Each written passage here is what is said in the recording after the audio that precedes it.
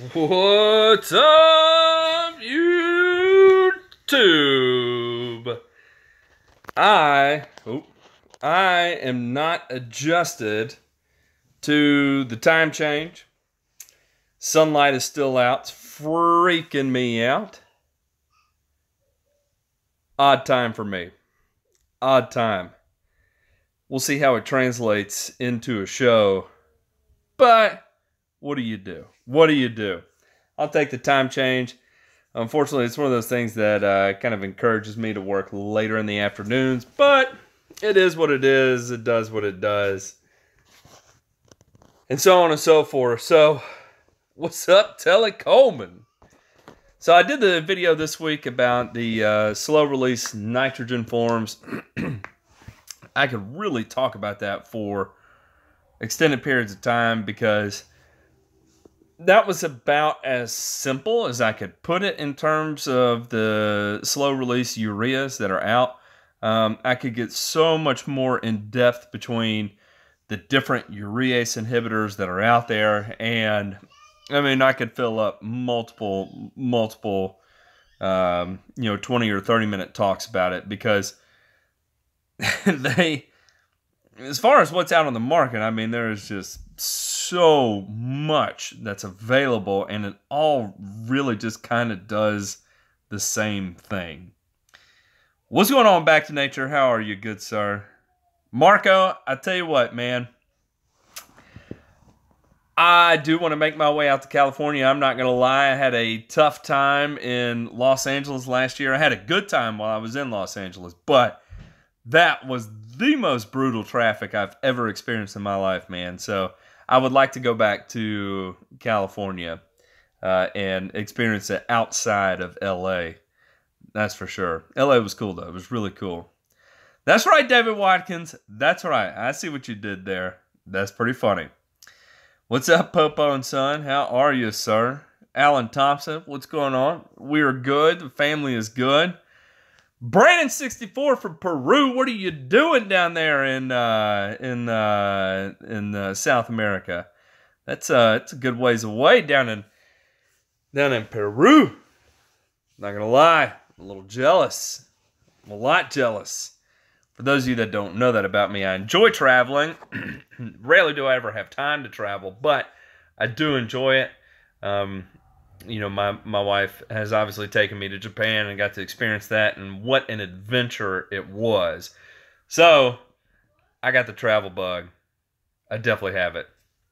I'd love to go and check that out. Lush Lawns, what's going on, my man? How are you? How are you? So, like I was saying with that first video, I was, mainly just trying to stick to urea. The more I'm not using urea, the happier I am with the performance of my nitrogen.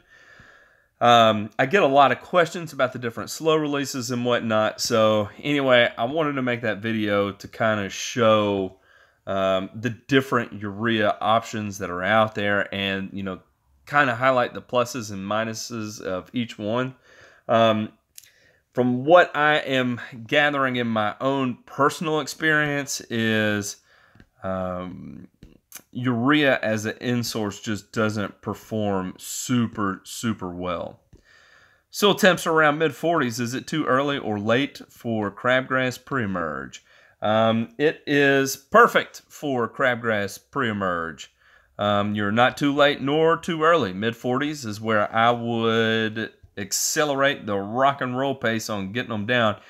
I don't know, Jason, if you are a homeowner or an industry professional. If you are an industry professional, I would make sure that you get your pre-emerge down as quickly as possible because you are in prime time, as they would say.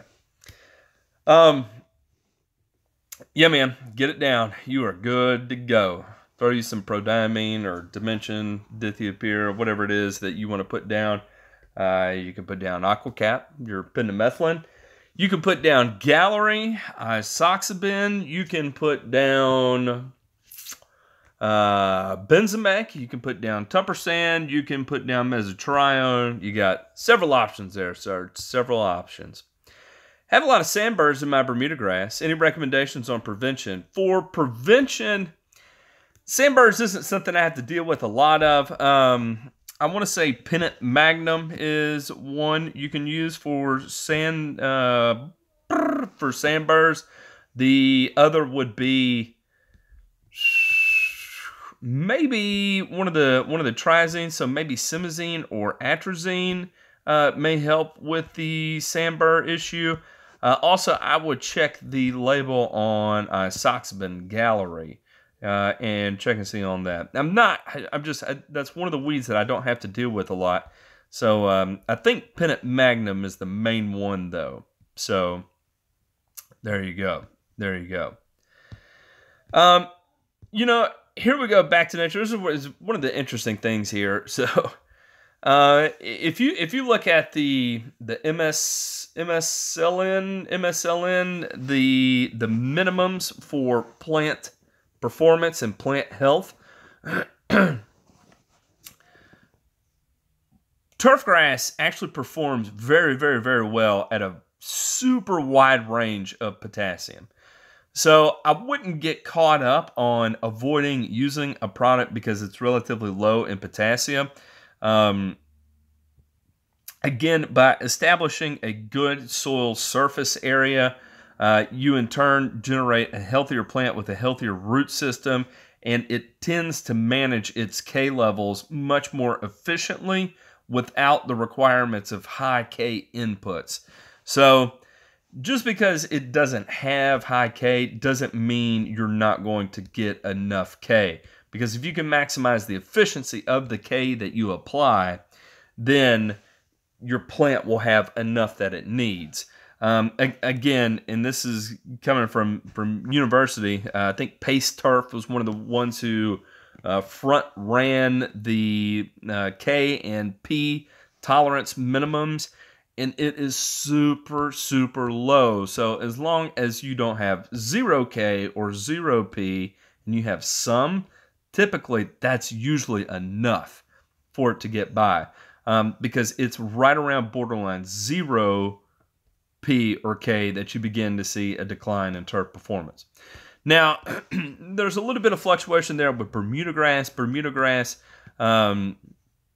tends to have like this odd bell curve where it's, as you begin to elevate up to about 110 parts per million of the K, you see a performance increase in Bermuda grass. And then the crazy thing is that as soon as you exceed 110 parts per million, you see a sharp decline in Bermuda grass. Or it'll be no difference and then a sharp decline. So it's really odd. So I try not to get too caught up on so much of soil test results. It may throw something out there to me as a baseline, something to work with, something to correct. But it's just not something I typically get hung up on. It may tell me where to begin supplementing for an immediate effect, because if everything on your soil test looks good, the grass is struggling, and you have no magnesium in the soil, well, an application of Sulpamag or magnesium sulfate may unlock everything else in that plant function, and then all of a sudden, you look like a hero where you only supplemented, one element, but the lawn absolutely took off. So, anyway, all that to say, I don't know what I was going to say. Anyway, what I was going to say is that, give it a try. See how you like it. I don't think you'll be too... I think you'll be happy with the results. How about that? John Murnick, I use Roundup for lawns. Seem to remove everything but grass. That's typically, I think, what it's designed to do. I was looking at the active ingredients in it, and it looks to have active ingredients that are going to be primarily catered towards broadleaf weeds, with some activity on sedges, probably limited activity on grassy weeds that are warm season. So potentially your crabgrass may have some effect to the Roundup for lawns, but outside of that, probably not a whole heck of a bunch of others, maybe some barnyard grass or your other giant foxtail, possibly even wild barley, may be responsive to it. So that's about in line with what it's designed to do. What's going on, Rich? How are you, sir? That bifin I put down a couple weeks ago was a waste. Temps were on the rise in North Florida. Then 2 days of frost this week. Man, Brian, that's tough, dude. That is tough. Yeah, we're having a weird spring. That's pretty interesting that y'all are having frost in North Florida. You know, we had 2 mornings of snow this week, and it completely threw me for a loop. It's kind of threw lawns for a loop, threw my schedule for a loop, that's for sure. So, it is what it is. It's one of those weird springs where, I think we have you're in the clear with the frost. I want to say April 15th in Knoxville. So, I always think that's crazy. I'm like, we never get we never get frost in April, but here we are mid to the latter half of March, and we're still getting frost. Typically, we're not this time of year. What's your typical recommendation for first insecticide app?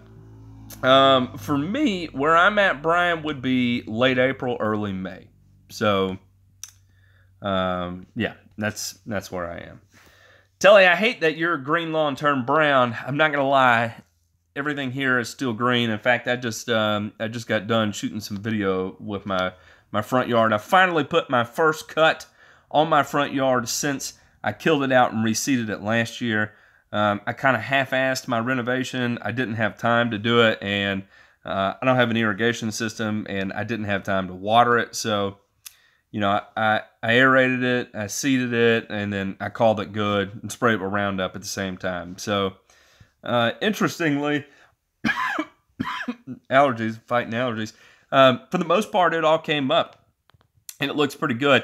I have not had to mow it all winter or fall last year. Finally, today, I put the first cut on it. Didn't really need it. I probably cut it like 3.5 inches and cut maybe, 3/4 of the lawn, actually received a cut. So, that's kind of what's going on here with the weather. Obviously, that's a big sprouting pout. The other thing I did too was I went ahead, and there's going to be another video coming out. I lit it up with the Air 8 at an experimental rate. I'll just leave it at that. And in an experimental way, I did that as well. But more so, how much in slow and quick release with RGS? Andrew, that's just it. For good results. Okay, that's it's kind of a open-ended question. That's like asking how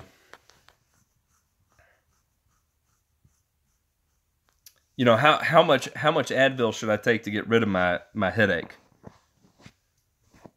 You could take 1, you could take 4, and they're all going to get rid of your headache. So, if you're, it depends, like how long are you, I guess to kind of preface this, how long are you between each of your applications? Because really it all comes down to timing. You're going to get a healthier plant by feeding less, more frequently. They call that spoon feeding.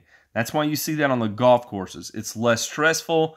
You're able to maintain a more consistent top line of your nutrient levels. So instead of having these peaks and valleys, you can have a little more of a gradual rolling effect if you spoon feed very frequently. Whereas if you're only going to be feeding like once every 10 weeks or once every 12 weeks, what happens is you can try and catch it with slow release, but usually what ends up happening is you get your quick release portion of it, and then it dials back, and then your slow release kicks in, or you kind of get this curve like this, where it reaches its peak and then it just kind of fizzles off and slowly drains out. So really depends on your application schedule. What is your application schedule? And typically, because humic acid is going to stabilize in, realistically, you can get probably upwards of 5, maybe 6 weeks of color from just quick release. Why you need to apply it with slow release would just be more so in the sense that you need more time between your applications. I don't think it's going to be a necessarily healthier for the plant thing to do. I hope that makes sense. But I need a little more information from you, because that's a pretty wide range of answers I could give you there. Alan Thompson, you can use it with a pre and post. Here's one thing to keep in mind. Due to the higher pH of the aerate, the herbicides you mix with it will not be stable for long. So anything you mix in conjunction with aerate, you need to apply that day. Do not let it sit in your tank overnight. It'll begin to react with the organic acids and tie a lot of that up and render it ineffective. So anything you mix, spray it that same day. Don't let it sit overnight and then spray it the next day.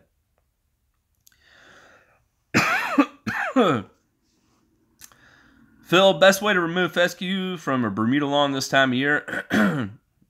Scalping will not help anything.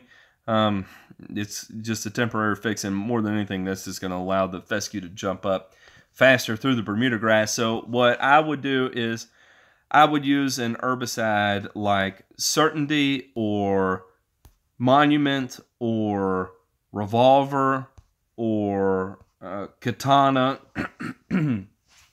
all of those will kill fescue without harming your Bermuda grass, and they're not really going to have a big impact on the transition of the Bermuda grass, so you can have at it. The other one too, if it's hot enough, Celsius may be a good fit for you as well. So look into that. I will warn you, selectively controlling fescue in a Bermuda lawn is not a cheap thing to do. So keep that. Paul, what is the score of the Tar Heel game? I'm curious how that works out. I put RGS out with my fur on some fescue yards last week already. Got big results this week. I'm very impressed. Very good, Paul. Very good. Lush lawns. Part of the deal with aerate is that it has to be at a higher pH in order for the chemical reaction to take place in the soil. So, no, you cannot lower the pH of aerate and have it do the same thing. Also, if you do lower the pH of aerate, you're likely to cause precipitate to form.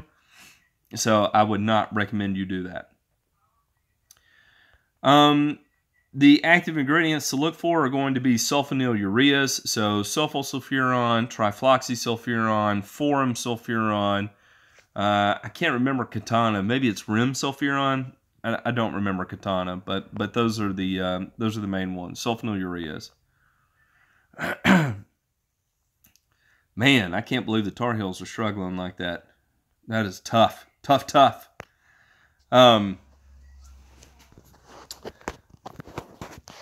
So one of the crazy things I'm doing right now with the aerate is high rate on that is going to be 2 to 3 gallons per acre. I went ahead and I ran 4 gallons to the acre at low volume on my yard just to see what's going to happen. Thank you. I'm planting ½ pound of N per 1,000, 3 to 4 times per year with my RGS every 8 weeks. Okay, Andrew, this is what I do. So if you're going 8 weeks, I can tell you what I would do is I would have ammonium sulfate blended with a sulfur coat urea, and I would probably put that out in like a 50-50 blend. So 50% ammonium sulfate, 50% polycoat or sulfur coat urea, and put that out at like, you know, a pound a bin or less. I would start at a pound a bin and then gradually back it down. So maybe your so okay, I'll start this at aeration overseed time. Aeration overseed time, put down a pound. As you start moving in closer to winter, put down a ½ pound. As you're coming out of quote-unquote dormancy, put down another ½ pound. And then as you're moving into the spring, maybe even back that down to a quarter, because you don't need to drive a lot of nitrogen as we're heading into the stress period of it. So I would probably work with something like that and then use your RGS in conjunction with it. You could easily get 8 weeks out of it that way. If you don't have that access, I would probably just use like a 50% slow release, whether it's polycoated or sulfur coated. Isn't going to be a tremendous difference. I prefer sulfur coats more than I do polycoats, and I like polycoat sulfur coat even more than I like just polycoat or just sulfur coat. So a 50-50 blend of quick and slow going out together. Again, starting at aeration overseed, pound, ½ pound, then ½ pound, then ¼ pound. There you go. That's what I would do. What's going on, Bill Blake? How are you, sir? Landscapes of the South in Marietta, Georgia. Welcome aboard, man. Glad you're here. Glad you're here. Brian Reese, any experimenting with your Bermuda grow this year? Man, if I had the time, I tell you what I would do. This is going to be another shout out to the guys over at thelawnforum.com. What I would do is... There's the grass daddy.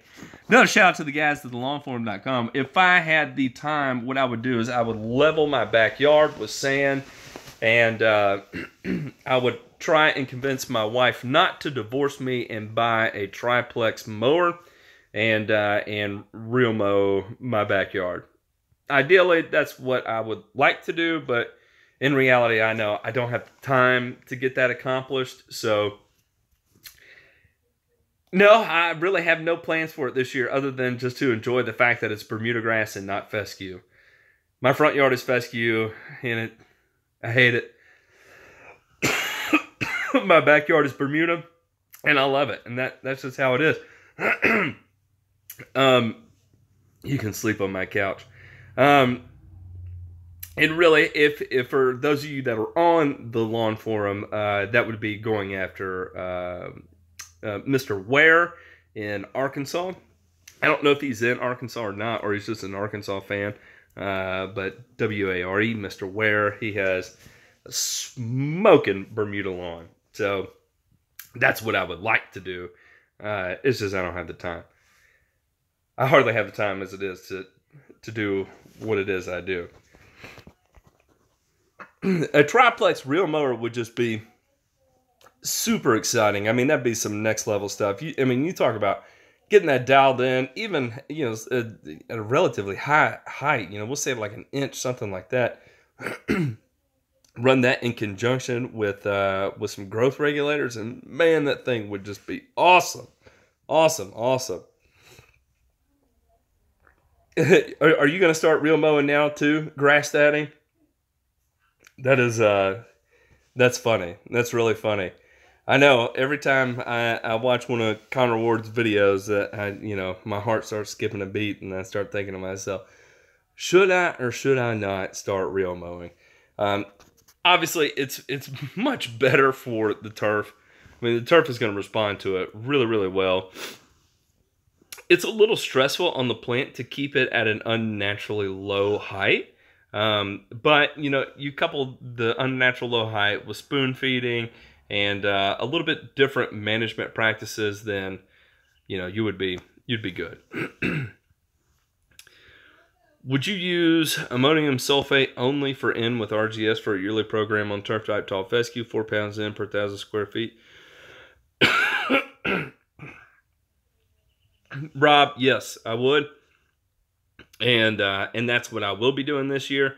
but I'm going to be less than 4 pounds. I'm probably, the most I will put down this year will be 3 pounds. The low end this year that I put down will be 2 pounds.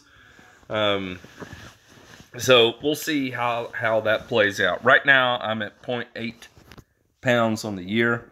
So as of this year, and next round I'm planning to go out pretty close to no nitrogen. I'm just going to be running potassium sulfate and a micronutrient mix and in the Air 8. So there you go.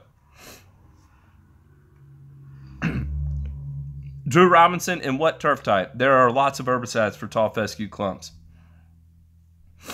If you're talking about tall fescue clumps in another cool season grass, I can tell you why, and that's because the plant species are too close to one another in terms of function. They share a lot of the same plant functions and a lot of the same genetic structure. I'm sorry, my allergies are killing me. a lot of the same genetic structure. So if you start applying herbicides that will affect one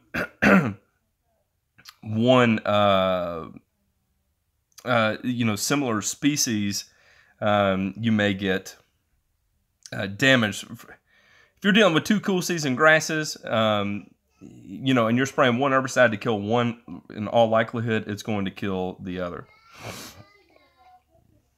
Drew Robinson, there is Monument, which is trifloxysulfuron.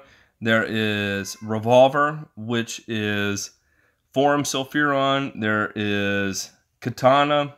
I can't remember the active ingredient in Katana. Debatable Certainty, which would be sulfosulfuron to take it out. The other would be Rim sulfuron. I can't remember what the active ingredient, what the trade name for Rim sulfuron is. There's another one called Corsair, which is chlorosulfuron. They're all sulfonylureas. Tribute Total, which is a mix of Celsius and Revolver. The other one, if it's warm enough outside, Celsius too will take it out. So there's lots of things that take out tall fescue clumps in Bermuda grass. Lots of things. Man, I hate that for the Tar Heels. I know Pete Denny is going to be highly upset. And I feel for him. I know what it's like to have that suffering loss, because I'm a Tennessee fan, and it seems like every opportunity we ever have to be good, we end up failing miserably. So I know all about it. All about it. Katana works really great on fescue and Bermuda. Yep. And primarily, Katana is going to be awesome on sedges, and it is also going to be awesome on perennial ryegrass, spraying out perennial ryegrass in Bermuda transition. It has a lot of uses, and it's a good product. What are you running for your post-emergent mix in round 1? I am running 3-way at 64 ounces to the acre, and triclopyr ester, Turfline ester at 16 ounces to the acre. I am spot treating that. I am not blanket spraying that. Do I still have the Skag walk behind? I've never had one. Our business has one, yeah, but I don't have one. Yeah, I think we have 3 Skag walk behinds, something like that. Yes, you can run a liquid only program for efficiency. It's just a it's totally up to you. There's thousands of ways to run liquid only programs. Because you think about it, you got your NPK, and you can get down your micronutrients that way with it too. In fact, you can get down micronutrients much more efficiently through a liquid program than you can through granular. So absolutely, you can definitely do that. What's up, Frank Y? How are you, sir? That's right, Grass Daddy's in here. Is having fescue in the cool season and zoysia in the warm season a good combo for my Outer Banks, North Carolina lawn? Popo, no sir. So really, when you're dealing with zoysia grass, seeding into zoysia grass, it never really works well. One, if you get fescue so established in zoysia grass, ultimately it will cause zoysia grass decline. And then the same thing with perennial ryegrass. So typically, if you want to do like what you're describing, you would oversee with perennial ryegrass, like you do Bermuda ball fields, or when you see Augusta National on TV, it is they're playing on a perennial ryegrass course. It's a Bermuda grass course, but the Bermuda grass isn't green that early in April. It's not that green that early in April. So when it's on TV, they're playing on perennial ryegrass. So typically, when you have a warm season lawn that goes completely dormant, you overseed it with perennial rye to give it color during the winter. Now, that being said, zoysia does not react well to being overseeded with perennial ryegrass. Perennial ryegrass has an allelopathic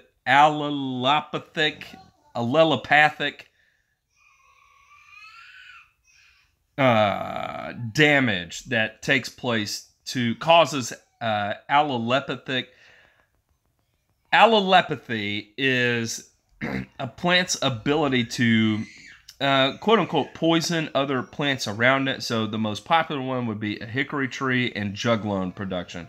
Juglone is an allopathic response to plant competition. It's very difficult to say that word. I can't say it. I'm not going to say it anymore. So anyway, perennial ryegrass will do the same thing. And it ultimately will cause significant damage in your zoysia grass.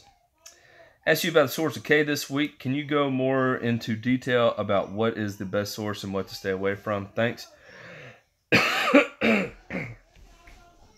David, I can hear you stuttering through it now. Sigmund. Okay, now in terms of the best case source, there's a lot of different things. There's a lot of good case sources that you can choose from. In terms of the best, the only one I typically recommend people stay away from is potassium chloride, which is muriate of potash. 9 times out of 10, when you go to buy potash, they sell you MOP, muriate of potash. It has chlorine in it, and it's not that chlorine is necessarily a bad thing. Plants will take up and use chlorine. It'll be part of the whole cycle of plant nutrients. But it tends it's very high in elemental salt. And I have a mental thing with applying chlorine to the lawn. It's relatively caustic. If you ever get it on your hands, it burns very significantly, more so than like a urea would. You know, it's high in pH. It's caustic. I just MOP. If you're going to till it into the soil and it's a soil that drains really, really well, really quickly, then you can tend to flush that out of your soil surface and get it on out really quickly. If you're not in that type situation, then I would stay towards like a potassium sulfate. I think one of the newer ones is potassium acetate that they're advertising as being the ultimate in efficiency. I have yet to play with it. I don't even know how much it costs. But potassium acetate is supposed to be the most efficient. Me personally, I like to use sulfate of potash, SOP. It's expensive, but it's very efficient, and I love those sulfate ions in the soil. Sulfate, SO4, 1 part sulfur, 4 parts oxygen, is going to release a lot of oxygen right there at the soil surface. Potassium sulfate is actually pH neutral, so it's not going to acidify the soil, and it's going to oxygenate the soil surface. So that's why I like SOP. How about that? I accidentally left water hose on. and it leaks and leaves a pool of water. Long story short, nothing grows there now. How can I get something to grow back in there? Drew, is it on the side of your house that does not get a lot of light? Because that's what it sounds like. It sounds like the grass was barely struggling to stay there to begin with, and then you have the water hose that leaks there, and and now nothing grows there. So if I had to guess, it was it's more of a some sort of other issue than just water pooling there. Ryegrass came up poorly here this year, debating on trying to push it now or kill it. Usually kill it in May. I am sorry, y'all. I am so sorry. Ryegrass actually struggled to come up for us this year. It's just now really starting to pop. So, Paul, probably what I would do is I would just go ahead and push it. Go ahead and drop you a decent rate of N on it and see what it does. Tony Silvestri, you seem to have a lot of thatch. Okay, what turf type are you dealing with, and where are you located in the country? Struggling. Cat hairs. Wow. Yeah, I do need an awkward water bottle moment. Tall fescue, Central North Carolina. Tony, if you're having a thatchy tall fescue in Central North Carolina, there we go. Tall fescue in Central North Carolina. Man, I would pop it with a little bit of nitrogen and see if it doesn't pull it out. If it does not pull it out, then cough drop. If it does not pull it out, then what I would run is a product like John Perry's Greene County Fert's Dethatch, something with a little bit of molasses. And remember, when you're working with molasses, do not overdo it. David Turf Nerd Watkins is the man that will tell you do not overdo it. Do not overdo it. Start small. So 16 ounces to the acre. That's 1 pint to the acre. That's a low rate. And try that. Mix it with 3 cans of beer to the acre, I think it is. And spray that on your tall fescue if you're having a thatchy issue. But first, I'd give it a little bit of nitrogen and see if it doesn't help push some of that out. Usually drier weather, a little bit of nitrogen, and you can stimulate a lot of that thatch out. Then if that doesn't work, use a product like Dethatch. How about them apples? I'm choking over here. We'll get a Ricola. There we go. Look at that. Back to 100% already. That was fast. Fastest Ricola I've ever had. I'm going to sing the song every time I say that word, Ricola. It's kind of the thing when all the trees are starting to come out here in Knoxville. I get sick every year. My wife is fighting it right now. My sister's fighting it. My brother-in-law's fighting it. We're all dealing with it. And I don't really think there's any way around it. It is something fierce in East Tennessee when it comes to allergies. I don't know anybody that can avoid it, to be honest. And I have very, very good allergies, but not here in East Tennessee during the spring. Yeah, 16 ounces per acre molasses and 3 PBRs. I'm going to go out on a limb here and recommend you not use PBR. PBR is a perfectly fine beer. Maybe I would go with a natural light, maybe a natural ice. I would have no qualms about putting natural ice into a spray tank in a wasteful fashion. When it comes to the specific type of molasses, I get a Blackstrap Ag molasses from my co-op.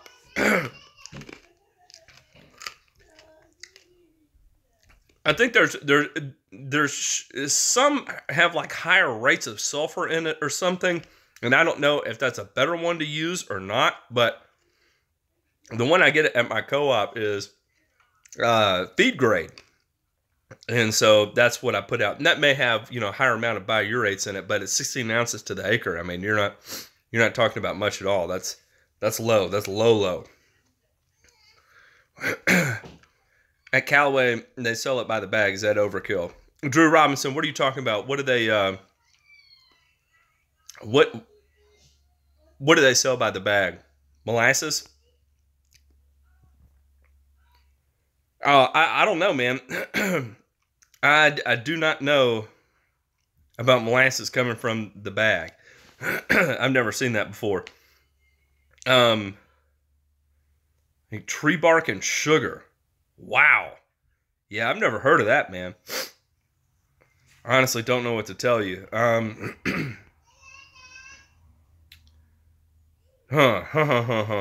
Yeah, I don't know. Here's the thing is, when you're using a product like that, I don't know. Okay, it's horse feed. Okay. Yeah, if you can get that to melt down, then I'd say have at it. But if it has tree bark in it, that sounds difficult to melt it down. And when you're talking about getting down 16 ounces to an acre, I don't know how you would spread it from a bag at 16 ounces to the acre. So I don't know.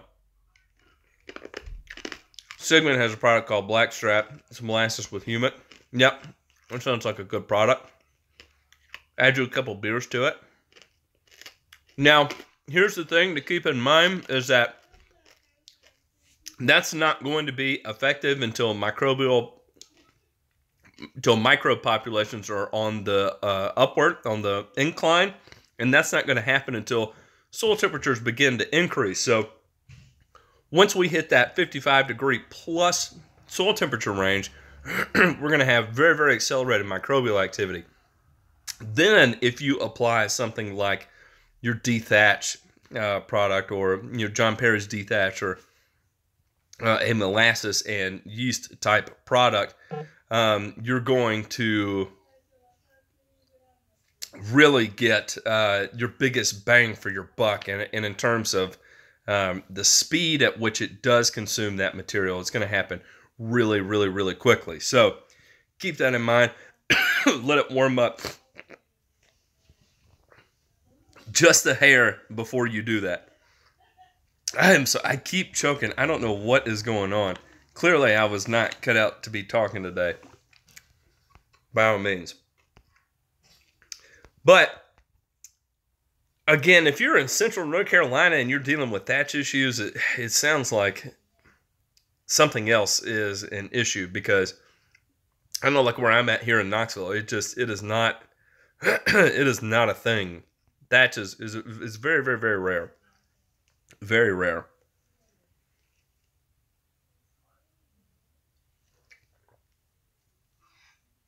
Awkward water break. Well, so coming up, this is where I'm going to be dealing with things moving forward. Wait, we got more coming in. Tony said it was sodded 2 years ago. It's super thick.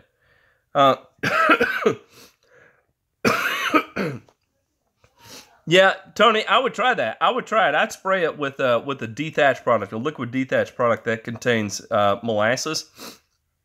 I wouldn't waste your time out there. As warm as it gets in North Carolina, I wouldn't worry about getting crazy with a dethatcher and power raking it out. You can, I mean, by all means, you certainly can. It's just wasteful, and it's gonna really just waste a lot of time too. Have you had luck with killing out Bermuda and tall fescue? I get mixed opinions on Pilex. I've not used it yet, but plan on this summer. Do you like it or use it? Andrew, I use a lot of Pilex. I've done several video series on Pilex. If you go back and look through them, I love Pylex. It is probably my favorite herbicide on the market. It is so broad spectrum in terms of what it does. I love its ability to be utilized with seed. The biggest trick I found with using Pylex is that you have to use it at the same time you seed. And yes, absolutely, I love it. I think it's a great thing. And yes, it does work on Bermuda, but you have to understand it's going to be a multi-year approach to get rid of your Bermuda grass. All right, everyone. I'm sorry. I'm going to have to end this. I don't know if y'all can see. My eyes are watering. I just literally got sick on a YouTube Live. I don't know what's going on, but I need to go take some allergy medication and take a hot shower and try and get this out of my body because I got a long week of work ahead of me. So I'm really sorry, but I'm going to have to cut this short. Allergies are getting me. I'm in the process of editing a couple of videos. So I will throw up some, I will not step on any holes.